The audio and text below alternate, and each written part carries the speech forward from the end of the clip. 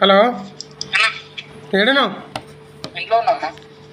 రాత్రి ఏమో కార్లు తలకాయ బోటి అంటే పోదామా? కాపు ఏడన్నాడు. కాపు అడిగిపోయినా మనం డిమార్ట్ పోయినా అనుకుంటా. ఆదివారం బంద్ ఉంటుందా?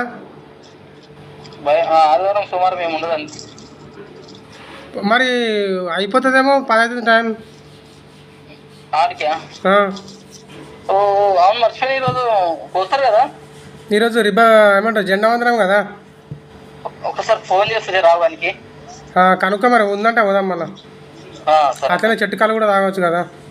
అవును, సరే సరే ఓకే. సరే.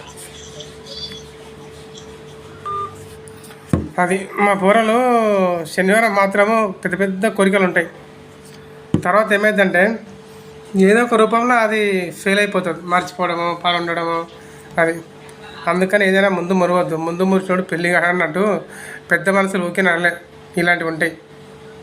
ఏమో ఆదివారం వస్తే ఒకప్పుడు చాలా పండగలాగా ఉంటుండే. ఇప్పుడు ఎందుకురా సండే వచ్చిందని బాధేస్తుంది. ఒకప్పుడు క్రికెట్ గ్రౌండ్, సినిమా, అటు ఇటు పోవడము, పెద్ద పంచాయతీ ఉంటుండే. ఇప్పుడు సండే వస్తే అబ్బా ఎందుకు వచ్చిందిరా బాబా అనిపిస్తుంది. ఎందుకంటే ఎవరింట్లో వాళ్ళు ఉంటున్నారు, ఎవరి పని వాళ్ళదే. ఏదో పాత రోజులే చాలా బాగున్నటి. స్కూల్ డేస్ సండే కోసము 5 రోజులు వెయిట్ చేస్తుంటివి. ఎప్పుడు వస్తుంది అని. ఆ రోజులు ఎంత బాగున్నటివో మొత్తం దబ్బినాయి.